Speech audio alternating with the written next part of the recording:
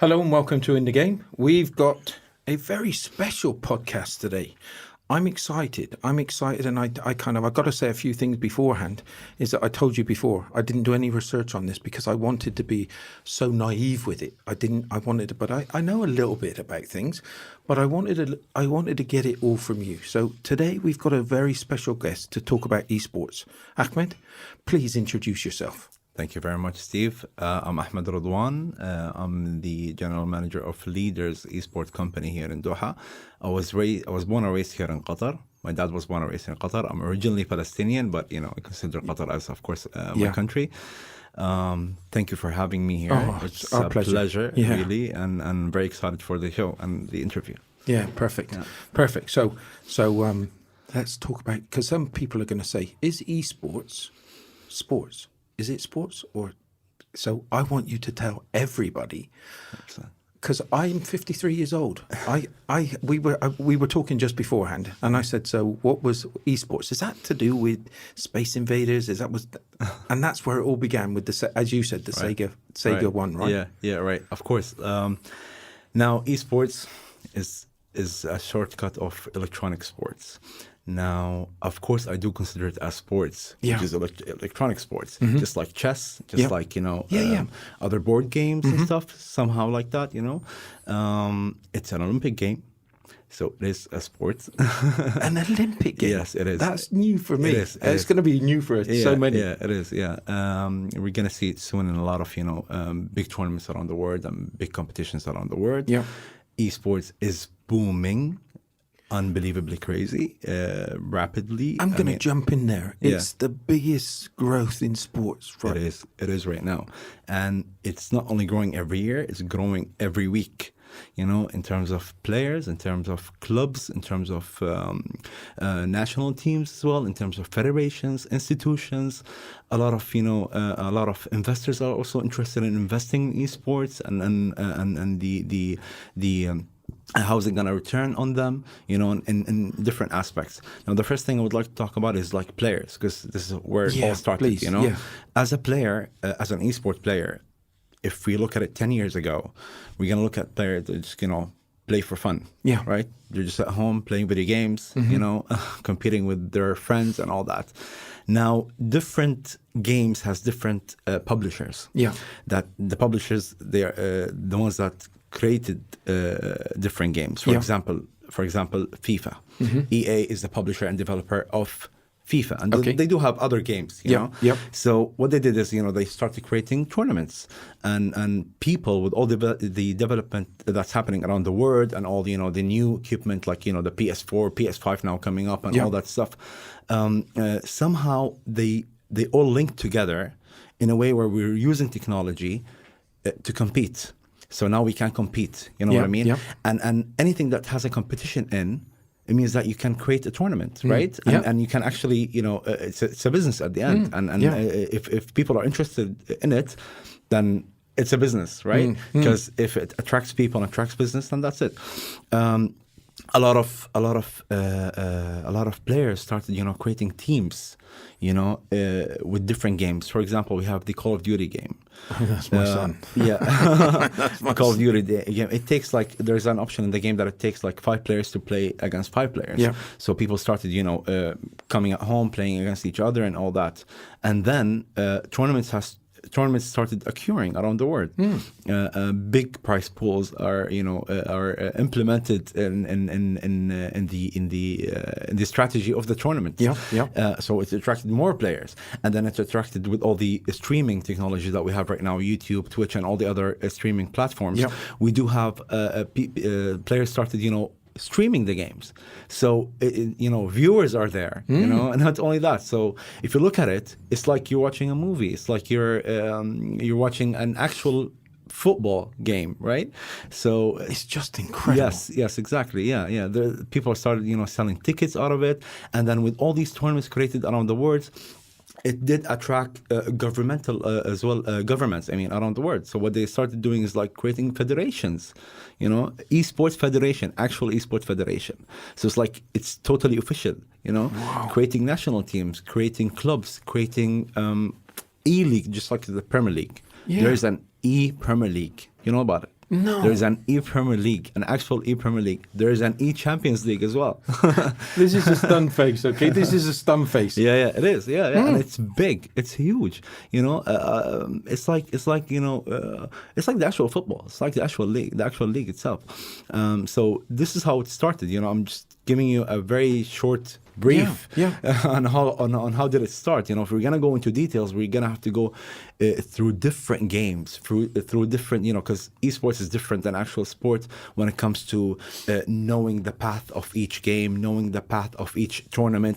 Because it depends on the game, depends on the publishers, depends on the, you know, rights here and there, who has the rights, who doesn't, and all that. So I find with generations, and I don't see myself as old. Okay. No, you're not. but I'm 53, and I'm a generation. Yeah. And I remember when I was good at windsurfing. Okay. And I remember going home to my mum and said, Big Grazers wants me to race their boards. Okay. And they will pay me, Mum. Yeah. They'll pay me. And I was like, come on, this is going to be life-changing for me. And she said, oh, go and get a proper job. Oh, no. This is, That's a problem. be honest. Okay, and I feel now that I said this to my son. Yeah. So I said, oh, come on. Because he's saying take videos and put it onto YouTube and all this type of stuff. And said, Dad, you can earn some money out of this. Course. And I'm like, come on. All right, let me tell you something. With regards to your age, first of all, of course, you're young. There is a team in America. They also play Call of Duty or Counter-Strike, if I'm not mistaken.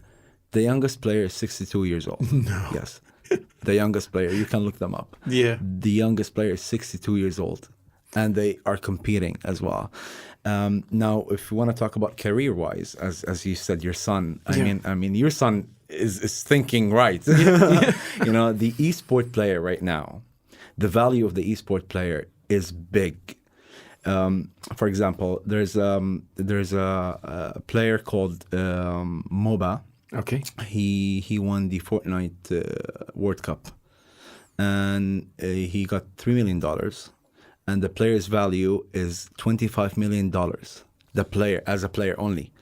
So if you want to consider sponsors, if you want to consider, the rights for the player, switching from an esport team to another esport team, they have to pay. He won the World Cup. $3 million. Yeah, $3 million. $3 million.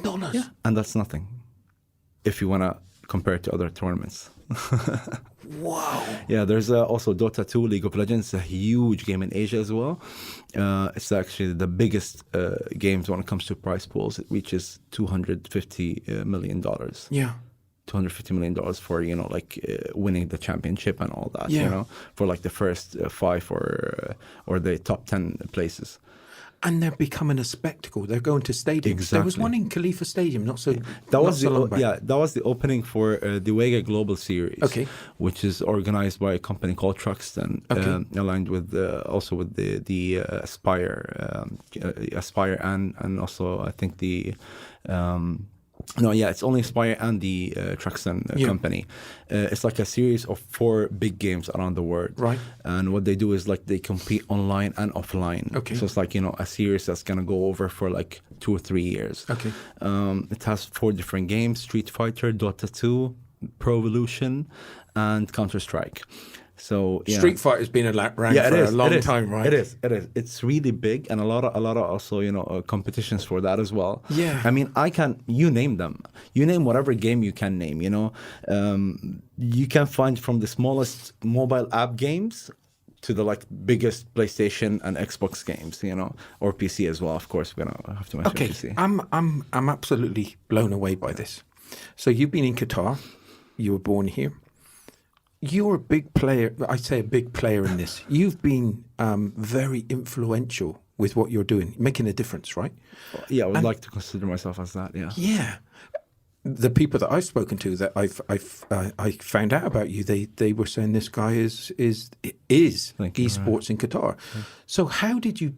What was it? How did you go? How did all of a sudden you saw yourself go in that direction? Well, back in 1997. That was the first time How old must you have been? I'm 33. I was 10 years old back in that time. That was the first time I held a console or like a video game console. It was PlayStation 1. It was PlayStation 1, I remember.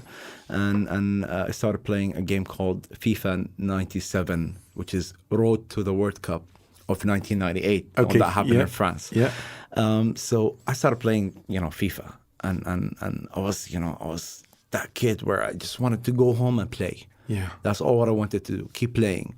And I used to argue with my parents a lot. I mean, Ahmed, you have to study. Ahmed, you have to do that. Don't do that. I started just playing all the time. It's like, I'm putting all my, energy into it, and then of course every year with every like new console, new game is out there, because FIFA, what they do is FIFA is my favorite game, obviously. Yeah. So what they do is like they come up with a new version, like a new game every year. That's like every September they come up with a new version, and it depends on all the transfers that actually happening in real life. They put it into the game.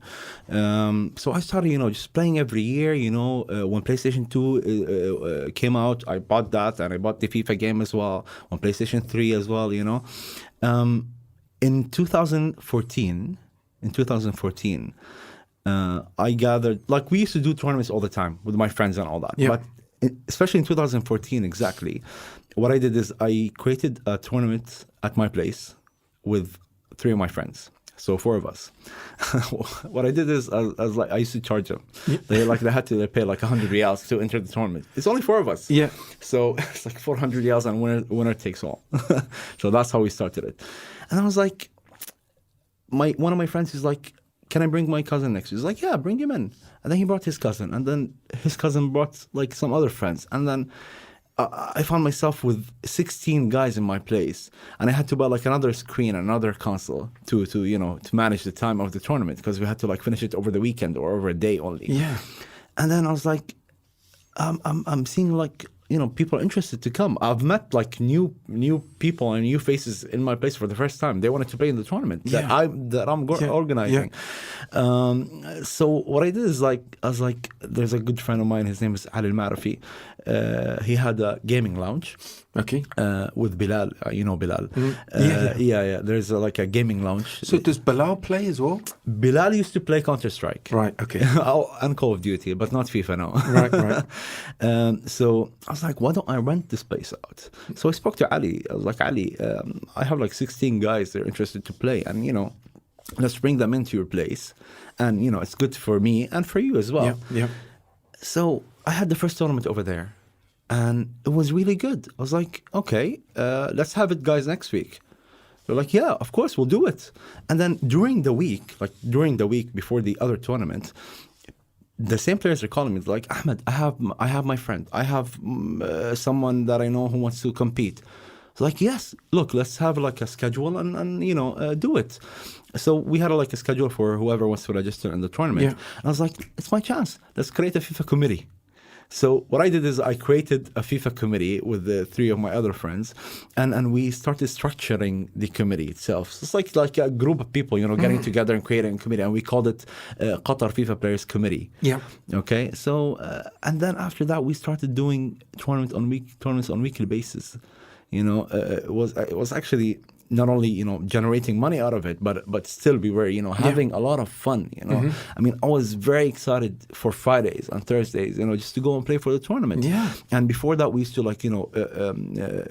prepare all the schedules, prepare all the the match timeline and all that, calling everyone, making sure that they're gonna come in. It was fun. It was very very nice to have. I mean, just waiting for the weekend. After that, I was like, the numbers are growing on a weekly basis until we reached like 1,000 players. You are kidding. Yeah. We reached 1,000 players like within less than a year. And then I was like, we used to make tournaments up to like 64 players, and then stop registering. And we had like a waiting list of over 30 or 40 guys, on the waiting list. And they used to come as well. Could you believe it yourself? Did you, when you first started, did you think it would ever go to that stage and where you are now? Well, I was thinking at the beginning that this is going somewhere. I believed in it, that it's definitely going somewhere. Because I saw the interest of people and I felt the passion of other players, just like my passion for esports, you know? Because one of my childhood dreams is to be a actual football player. Yeah. And I didn't have the chance to do that. So by me playing FIFA and playing football, it gives me that vibe and feeling of a real football player. Yeah. You know, when I score a goal, I do celebrate. I do celebrate when I'm scoring a goal. Like I'm off the chair, I'm screaming, I'm shouting here and there. You know, it has that intensity between, you know, players and it creates that, you know, hype. Players are getting nervous, you know, all that, you know, scoring a goal in like in the late minutes, it gives you that, you know, that feeling, you know. It's like you're watching this, just like you're playing football. So yeah, that's how I felt that from the players, and I felt that from, you know, the things that I used to see. So after that, we started organizing tournaments until 2016. So I have a friend, his name is Ahmed Ammar. We sat together and was like, this is going somewhere. I mean, the numbers are growing crazy. We have a database of over 4,000 players right now, and we need to do something. Now, I don't want to, like, you know, go into details with mentioning all the events I've organized here and there, because I did organize 87 FIFA tournaments in the last 4 years, 87 full, like, official tournaments. What we did is we've launched a company, and we wanted to call it a company that specializes in esports. But then when we wanted, you know, to register the company, they did not have the esports sections. Like, what is that? You know, people are still, you know, starting to know about esports more, right? We actually launched a company under an event management company only. An event management company that organizes esports events. This is how we took it. And it worked. And I like to hit big all the time. You know, what I did is I approached FIFA and EA Sports, and I told them about the tournaments that I'm having here in Qatar. And they were impressed. They're like, okay, keep doing it. It's good, you know. Well, it's multi-million company, so, and they know about events and tournaments all over the world. But it's good that they have something here in Qatar, you know, for me organizing as an activist, let's say. I was like, okay, this is good, but this is not what I'm looking for. What I'm looking for is actually to have an official FIFA event here in Qatar. You know, that's what I wanted to do. I want something official, you know. I've seen that esports is growing around the world, especially with the game FIFA. There are a lot of, you know, actual football leagues that's happening around Europe, America, Asia, and all that. So I wanted all that to happen in Qatar, you know, because we do have high quality players, professional players. So after approaching FIFA, we've approached different, you know, local, like, sponsors to you know, sell the idea, right? We want them to come on board and, you know, to contribute, to sponsor.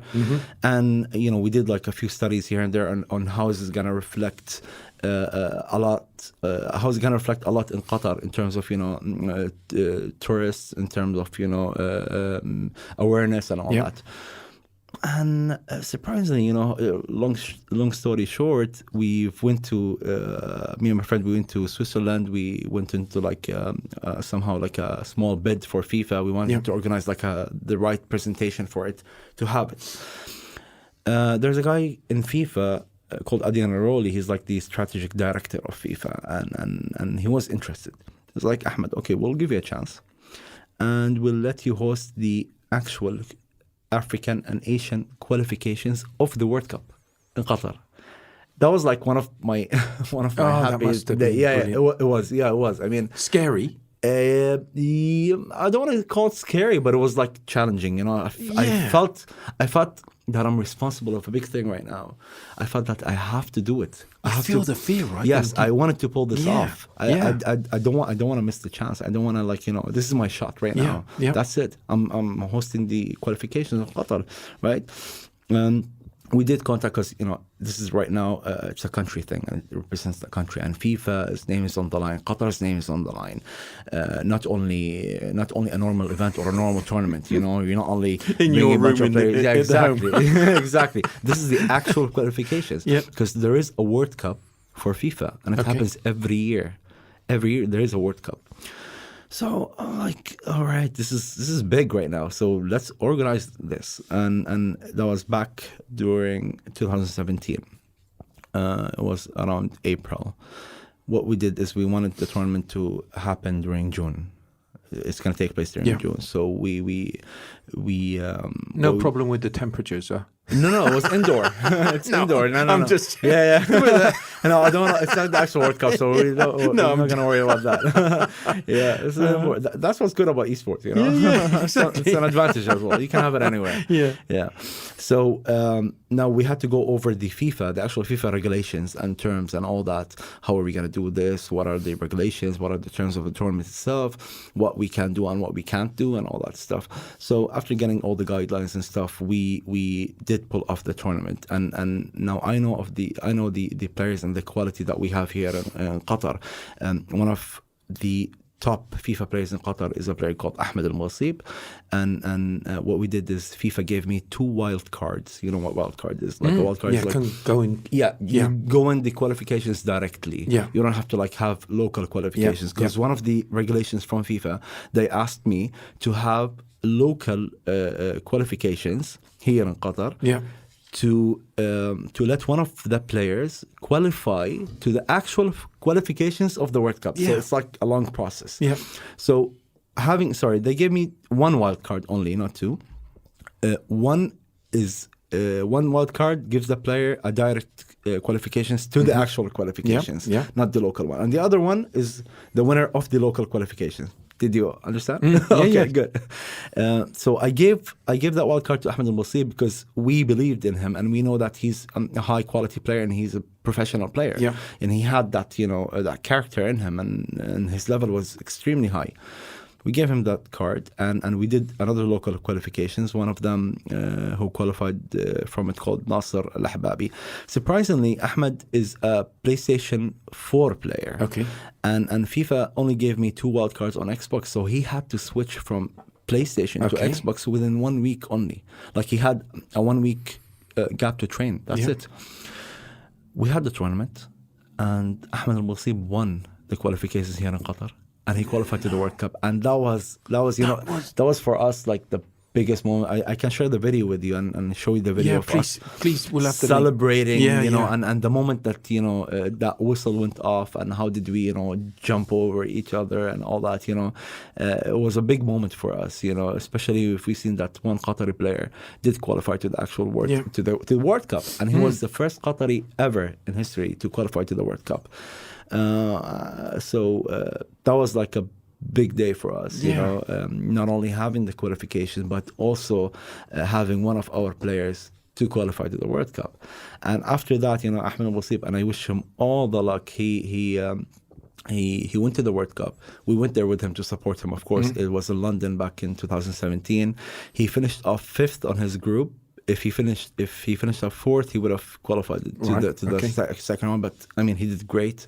So that was big. After that, he got signed off by Paris Saint-Germain, the esport player. They have like an esport team, and they signed him. No. Yeah. So right now he still represents, and he plays for Paris Saint-Germain right now. Yeah, so that was like one of the biggest accomplishments that we did here in Qatar. It's just crazy, and I'm so glad that you came on the show, because there's not many people that know about this. I was blown away. I went to Festival City, and I went to that esports. Is it esports? Yeah, Virtuosity. Yeah. 500 people that you can have in there. Yeah, 516.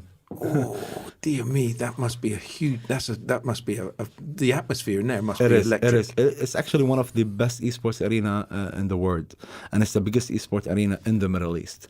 So the investment that was put into that place is actually really big, and I do congratulate them for building this place, because the right mentality, right people, they were actually behind this project, and it will pay off. Oh, without a shadow of a doubt, because they can turn it into multiple venues. Exactly, it doesn't have to be esports. It can be shows. It can. Oh yeah, of course.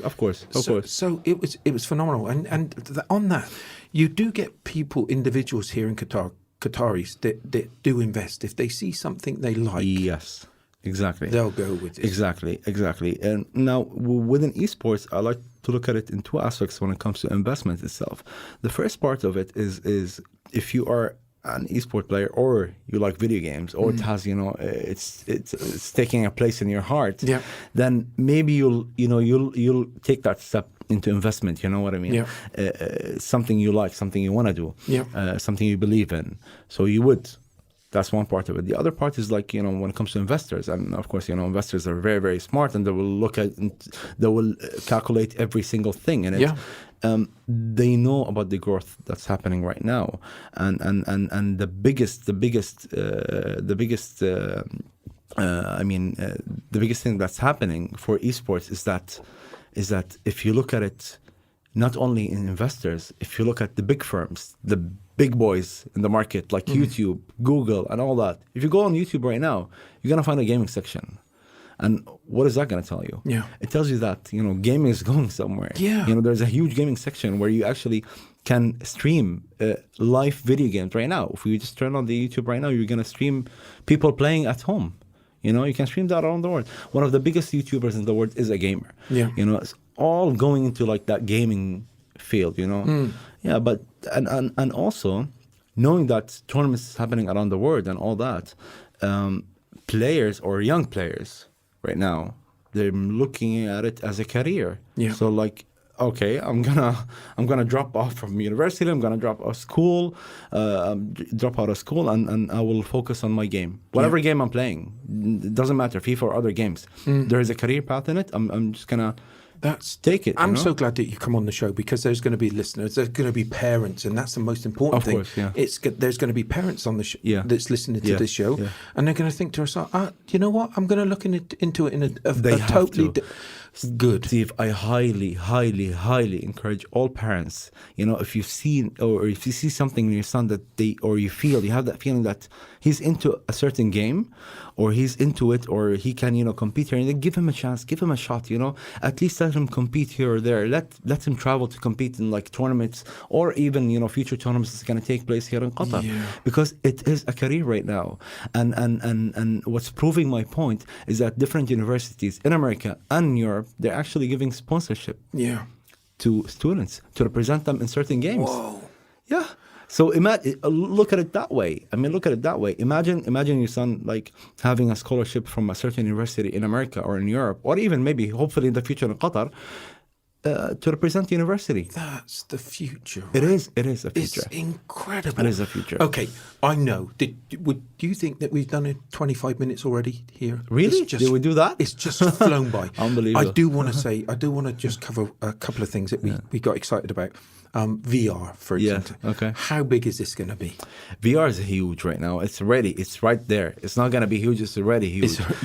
And it's out there here in the market. They're using it. It started off by VR video game as well, but right now you're seeing it everywhere. 360 videos all over YouTube. You can actually just screen a video and go over to 360 with your VR, or even without. A lot of people are using it in different fields right now, as we were discussing earlier.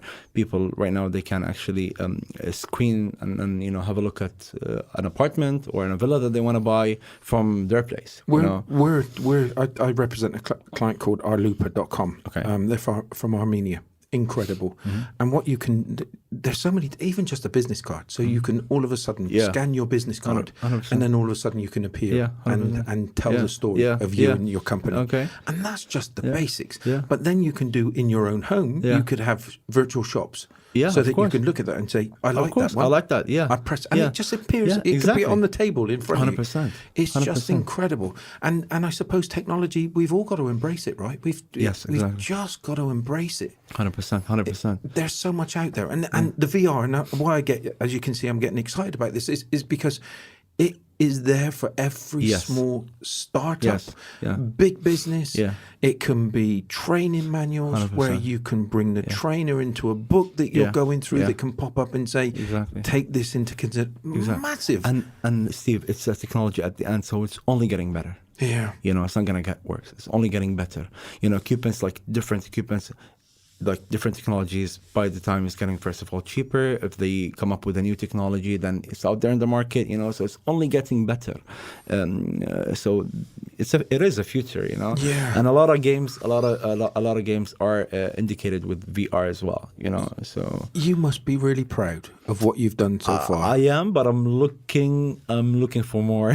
Looking for more, But it's a nice sign. It's a nice Thank you very sign. much. We do have a lot of local plans here in Qatar that we wanna have. I can't reveal all of them right now, but I can promise that it's something gonna change the market here in Qatar, and it's gonna change a lot.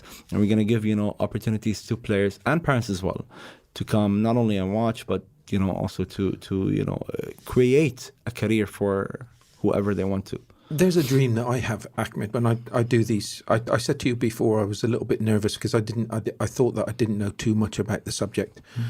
And I've listened to you, and I've learned from my own experiences. I wish I would have given. My son still plays these games in his room, and I can hear him shouting up there. Yeah. his headset's got to be the best headset in the world. It's like his mum bought him we did a Secret Santa, right?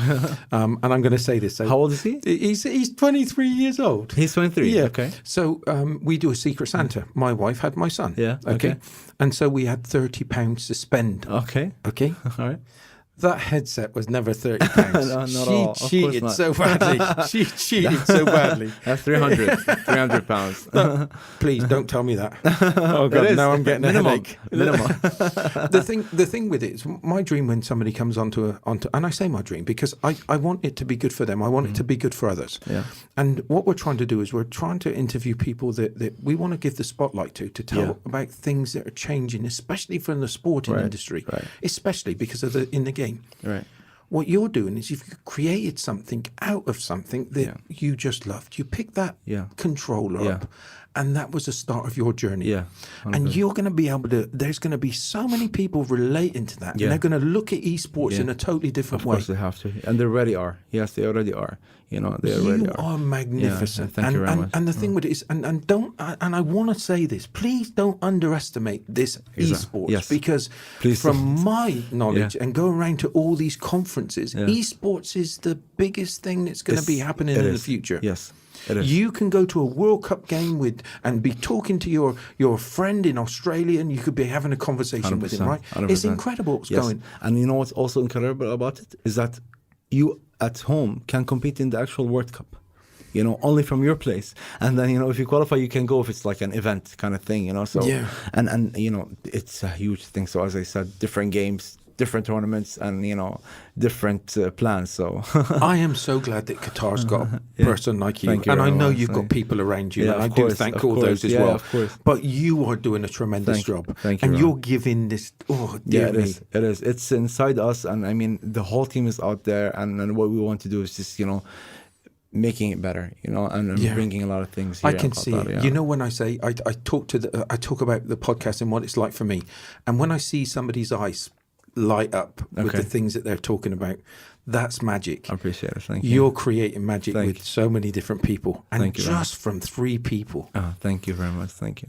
Thank you for coming on the show. Thank you, Steve. Thank you for having me, really. Yeah, please. This is perfect. I just want to finish up here. I do want to, because I feel really strongly about this. I want anybody that's got a feeling about going into esports and they've been put off by somebody's making a comment, don't be put off by anybody. Not at all, no. Don't be put off by anybody. If you feel it, you go for it. 100%. And this is what it... 100%. I've said this to people before, okay? Sports people that are going to make a difference, they go that extra mile. Right. They put the time, they put the skin in the game. They know they want it, they love it, they do it. Yeah. Okay. Exactly. And this is all about you. 100%. Okay. Yeah. Thank you again. Thank you. And thanks everybody for listening today. It's been a tremendous show. Thank you very much, Steve. I always just like to give the people a quick message and let them know that whoever else is interested in enrolling, coming and try out all the games or any game that you want or any game that you thinking about on any console, you are most than welcome, to join us. How did they get you? I'm sorry, I was so excited. The time was running out. I could see the signs in the background saying you've only got this. Right. Where can they find out about you? Where can they see the next competition? I can share out with you all the platforms and stuff. We do have like weekly online and offline competitions in different games, so I can share everything with you as well. And all the platforms on my Instagram, my Snapchat, and all that. Perfect. Our websites and all that. So and we run another podcast, which is it's called Ginger Alert, where we're telling people of all the different events that's going on. Perfect. So please keep me updated. All that with you, yes, keep me updated, and then we can promote them every week. 100%. Yeah. Everybody, this has been a real good show. If your son or daughter is playing these esports in their bedrooms, let them, encourage them, encourage them. Get them the latest equipment, because it's going to be an advantage. Thank you so much for being on the show. Everybody, thanks for listening. It's been a great show today. See you next time. Thank you very much.